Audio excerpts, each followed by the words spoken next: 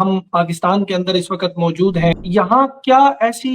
عوامل ہونے چاہیے یا کیا ایسی ضرورت ہونی چاہیے کہ ریاست بھی خود احتسابی کرے جس سے ہم شفافیت کی طرف چلے جائیں، کیونکہ ہمارا موضوع آج خود احتسابی اور شفافیت۔ جن علاقوں میں اور جن ملکوں میں آپ حضرات رہتے ہیں اور بہت ماشاءاللہ دین کا کام کر رہے ہیں، یورپین کنٹریز، کرسچن کنٹریز اور ساری، وہاں تو یہ چیزیں ہیں ہی نہیں، ان کا تو فوری طور پر ایکشن ہوتا ہے غلط بیانی کا اور جو بھی۔ یہ صرف اور صرف میرا خیال ہے، میں یہ بات افسوس کے ساتھ کہہ رہا ہوں، کوئی لیڈری چمکانے کے لیے نہیں، کہ یہ مرض اور بیماری صرف اور صرف پاکستان میں ہے، اور بہت افسوس ہوتا ہے جو اسلامی جمہوریہ اسلام کے نام پر بنا، وہاں پر اس قسم کی چیزیں جو ہیں یہ بہت دیکھی جا رہی ہیں۔ سوشل میڈیا یہ در حقیقت ایک ایسی چیز ہے، کہنے کو تو سائنس کی بڑی گویا ترقی ہے، سب کچھ ہے، لیکن میرا یہ خیال ہے کہ اس سوشل میڈیا نے جس طرح سب کو زبانیں دے دی، جس کا جو جی چاہے کرے، تو اس کے اوپر کوئی چیک اینڈ بیلنس کا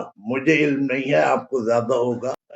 میرا اپنا جہاں تک مشاہدہ ہے اور میں سمجھتا ہوں بہت افسوس کے ساتھ کہ ہمیں اپنے ہی ملک کے لیے کہنا پڑ رہا ہے، اوروں کا مجھے یا تو تجربہ نہیں ہے اور یا مجھے شرح صدر ہے کہ باہر ایسی اس قسم کی چیزیں نہیں ہیں۔ پاکستان میں ضرورت ہے کہ اس کو سب اپنے اپنے جو حلقے ہیں بااثر ہیں اور انتظام، حکومتیں بھی اور علماء بھی اور مدارس بھی، سب اس کو لے کے چلیں۔ ایسا اصل میں بالکل معلوم ہوتا ہے کہ عزتیں جو ہیں نیلام ہو گئی ہیں، بس جس کا جو جی چاہتا ہے۔ اگر علماء کے اندر بھی افسوس کے ساتھ جو آج تیسری پود اور تیسری وہ جنریشن علماء کی چل رہی ہے، وہ جب حقیقتوں کو چھپاتے ہیں اور یہ سب کچھ ہے، اس کا میں خود اس کا وکٹمائز ہوں کہ مجبور کیا جاتا ہے پھر بولنے پہ، اور ظاہر ہے کہ انسان پھر تصحیح کرتا ہے تو اس کو کوئی تنقید سمجھ لے، لیکن یہ بھی ایک فیکٹر ہے میں سمجھتا ہوں طرف کہ میں دیکھتا ہوں کہ پاکستان میں کھلا سب کو جیسے ایک فری زون ملا ہوا ہے، جو جی چاہے آپ کسی کا نام ہٹا دیں، کسی کی خدمات میں سے اس کا نام بھی ہٹا دیں اور اس کی تصویر بھی ہٹا دیں اور سب کو، تو اس کے اوپر کون خوش ہوگا؟ ظاہر ہے کہ اشتعال آئے گا جس